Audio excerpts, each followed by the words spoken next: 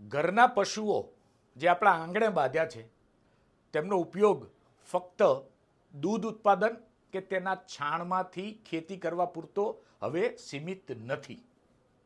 બનાસ ડેરીની એક નવી પહેલે ન કલ્પેલા પરિણામો આપવાના શરૂ કર્યા છે. તમારા આંગણે બાંધેલા પશુના ગોબરમાંથી હવે તમારા ઘરે ઊભેલી કાર પણ ચાલશે. નવાઈ પામી ગયા ને?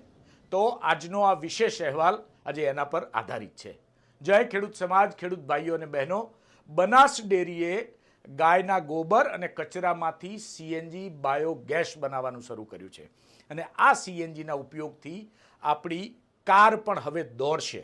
બનાસકાંઠાના ઘણા બધા ખેડૂતો પોતાની કાર બાયો સીએનજીથી ભરાવે છે, પણ હવે તેનો વ્યાપ વધારી રહ્યા છે.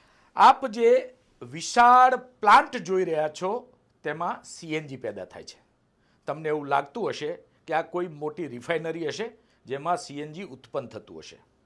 ચોક્કસ આ રિફાઇનરી છે, પણ પેટ્રોલિયમ પેદાશોની નહીં, પણ બનાસ ડેરી દ્વારા પશુઓના ગોબરમાંથી સીએનજી પેદા કરવાની રિફાઇનરી છે. ગુજરાતમાં બનાસનું આ બાયોગેસ મોડલ કચરાને કંચન બનાવવાની રિફાઇનરી છે, જેનાથી સીએનજી માટે આપણે આત્મનિર્ભર બનવા તરફ જઈ રહ્યા છીએ.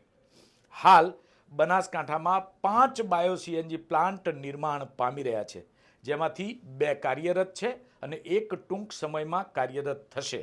આ બાયો સીએનજી ગેસ અને જૈવિક ખાતરના વેચાણથી પ્લાન્ટ દીઠ વર્ષે ₹12 કરોડથી વધારાની આવક અને કાર્બન ઉત્સર્જનમાં લગભગ 6750 ટનનો ઘટાડો થવાનો છે.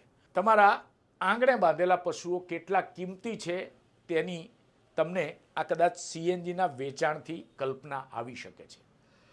બનાસ ડેરી દ્વારા જે પગલું ભરવામાં આવ્યું છે તેનાથી ખૂબ મોટી ક્રાંતિ સર્જાવા જઈ રહી છે. જો હજી સુધી ખેડૂત પોથીને તમે લાઇક, શેર અને સબસ્ક્રાઇબ નથી કરી તો આજે જ કરી લેજો, કારણ કે આવા અવનવા વિડીયો તમને મળતા રહેશે. જય જવાન, જય કિસાન.